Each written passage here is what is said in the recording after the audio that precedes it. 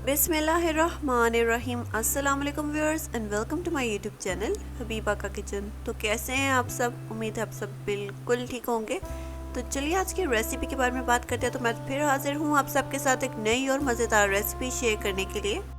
तो आज मैं आप लोगों के साथ शेयर करने वाली हूँ बहुत ही इंटरेस्टिंग और बहुत ही यूनिक रेसिपी, जो आज से पहले तो आपने ना ट्राई की होगी और ना ही कहीं खाई होगी। तो आज हम बनाने वाले हैं चावलों का हलवा, जो कि बहुत ही मज़ेदार होने वाला है, आप सबको बहुत पसंद भी आएगा। तो चलिए रेसिपी बनाना स्टार्ट करते हैं। तो सबसे पहले मैंने यहाँ पे देसी घी ऐड कर लिया 2 टेबल स्पून। देसी घी ऐड करने के बाद अच्छे से इसको मेल्ट कर लीजिए। उसके बाद मैं इसके अंदर ऐड कर रही हूँ 1 कप चावल। चावल को बस साफ़ कर लीजिए अच्छे से, धोने बिल्कुल भी नहीं है, गीले बिल्कुल भी नहीं होने चाहिए चावल। तो बिल्कुल अच्छे से बस साफ़ कर लीजिए, चेक कर लीजिए। उसके बाद ऐड कर लीजिए और अच्छे से रोस्ट कर लीजिए घी में चावलों को। मीडियम फ्लेम पे बिल्कुल भी रोस्ट नहीं कीजिएगा, क्योंकि चावल जल जाएंगे और पकेंगे भी नहीं अच्छे से। तो लो फ्लेम पे अच्छे से इसको रोस्ट कर लीजिए। थोड़ा सा जो चावलों का कलर चेंज होना स्टार्ट होगा, थोड़ा डार्क होना स्टार्ट होगा, तो फ्लेम को ऑफ कर देंगे। जब आपको खुशबू आनी स्टार्ट हो जाएगी, तब तक के लिए अच्छे से चावलों को पका लीजिए, रोस्ट कर लीजिए, क्योंकि हमने बाद में चावलों को ऐड करना है। तो जो हम बाद में चावलों को पकाएंगे हलवे के लिए, तो उसमें अच्छे से पक जाएंगे। सिर्फ एक कनी आपने रखनी है चावलों की, बाकी आप अच्छे से चावलों को रोस्ट कर लीजिए और चेक कर लीजिए कि चावल आसानी से टूटते हैं या नहीं। रेसिपी ये बहुत ही आसान है, बहुत ही इंटरेस्टिंग है, आप सबको बहुत पसंद आएगी। वीडियो के एंड में मैं आप लोगों के साथ इस रेसिपी के सारे इंग्रेडिएंट्स की डिटेल्स भी तफसील में शेयर कर दूंगी, ताकि आप लोगों को कोई कन्फ्यूजन ना रहे और आप लोगों को सब चीज़ें आसानी से समझ आ जाए। तो अच्छे से रोस्ट कर लीजिए। कलर थोड़ा बहुत जब चेंज होना स्टार्ट होगा, तो हम फ्लेम को ऑफ कर देंगे। तो अब इन चावलों को रोस्ट करने के बाद इनका क्या करना है, इन चावलों को थोड़ी देर ठंडा होने के लिए रख देंगे। उसके बाद हम इनका पाउडर रेडी कर लेंगे। किसी भी ब्लेंडर या ग्राइंडर में ऐड करके आप चावलों का पाउडर रेडी कर लीजिए। फिलहाल हम 1-2 मिनट के लिए और इसे रोस्ट कर लेंगे अच्छे से। बहुत ही प्यारी खुशबू आनी स्टार्ट हो गई है चावलों की, चावल अच्छे से रोस्ट हो चुके हैं। तो अब फ्लेम को ऑफ कर दीजिए और चावल को किसी भी प्लेट में निकाल के रख दीजिए ठंडा होने के लिए। उसके बाद इनका पाउडर रेडी कर लीजिए। तो अब आप चावलों को निकाल के साइड पे रख दीजिए। चलते हैं नेक्स्ट स्टेप की तरफ। तो यहाँ पे मैंने देसी घी ऐड कर रही हूँ 1 to 2 टेबल स्पून। उसके बाद इसके अंदर हम ड्राई नट्स ऐड करेंगे। मैं यहाँ पे पीनट और वॉलनट यूज़ कर रही हूँ, आप चाहे तो अपनी पसंद के कोई भी ड्राई नट यूज़ कर सकते हैं, क्योंकि सर्दियों का मौसम है तो खाने में भी अच्छे लगते हैं। तो चलिए अच्छे से रोस्ट कर लीजिए ड्राई नट्स ऐड करने के बाद। बिल्कुल लाइट गोल्डन कलर जब आना स्टार्ट हो जाएगा, तो इनको भी निकाल लेंगे और ठंडा कर लेंगे। और उसके बाद इनका भी हमने पाउडर ही रेडी करना है। आप चाहें तो इनको चावलों के साथ ऐड करके भी इनका पाउडर रेडी कर ले, मिक्स करके। अगर आप चाहें तो अलग अलग भी इनका पाउडर रेडी करके रख लीजिए बाद में ऐड करने के लिए। तो अब यहाँ पे अच्छे से रोस्ट हो चुके हैं हमारे ड्राई नट्स। इनको निकाल के हम साइड पे रख लेंगे ठंडा होने के लिए और चलते हैं नेक्स्ट स्टेप की तरफ। तो अब हमने कैरेमल रेडी करनी है। तो उसके लिए मैं यहाँ पे 2 टेबलस्पून शुगर ले रही हूँ। आप चाहें तो अपने हिसाब से ले सकते हैं, जितना मीठा खाना आपको पसंद है। अगर ज़्यादा मीठा खाना पसंद है तो आप शुगर की क्वांटिटी ज़्यादा रख सकते हैं। मैं यहाँ पे कम ही शुगर ऐड कर रही हूँ, तो मैंने सिर्फ 2 टेबलस्पून शुगर ऐड किया है। इनको अच्छे से शुगर को मेल्ट कर लेंगे, बिल्कुल भी पानी ऐड नहीं करेंगे। बिल्कुल लो फ्लेम पे शुगर को मेल्ट कर लीजिए। थोड़ा बहुत कलर शुगर का चेंज करेंगे।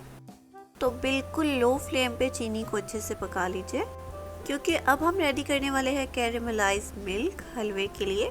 और अभी तक अगर आपको रेसिपी पसंद आ रही हो तो प्लीज़ वीडियो को लाइक कर दीजिए, चैनल को सब्सक्राइब कर दीजिए और ज़्यादा से ज़्यादा अपने फैमिली और फ्रेंड्स में शेयर कर दीजिए। अब आप देख सकते हैं कि चीनी का जो कलर है वो काफ़ी चेंज हो चुका है। अब हमने इससे मज़ीद चेंज नहीं करना, वरना जल जाएगा।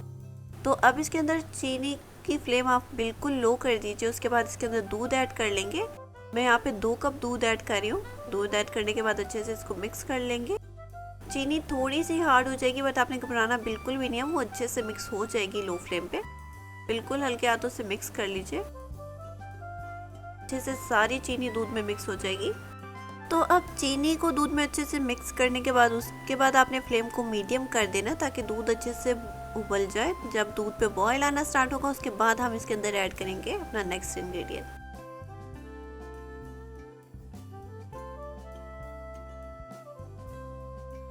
तो अब दूध पे बॉयल आना स्टार्ट हो चुका था, तो मैंने जो राइस पाउडर रेडी किया था रोस्टेड राइस का, वो मैं ऐड कर रही हूँ। सारा ऐड कर देंगे। उसके बाद जो हमने ड्राई नट का पाउडर रेडी किया था वो भी ऐड कर रही हूँ मैं। तो जो सारे पाउडर हमने रेडी किए थे वो हमने ऐड कर लिए हैं और लम्स बिल्कुल भी नहीं बनेंगे, तो टेंशन लेने की ज़रूरत नहीं है बिल्कुल भी। बिल्कुल नरम हाथों से इसको मिक्स करते रहिए, अच्छे से सारा जो चावलों का पाउडर है वो अच्छे से दूध में मिक्स हो जाएगा।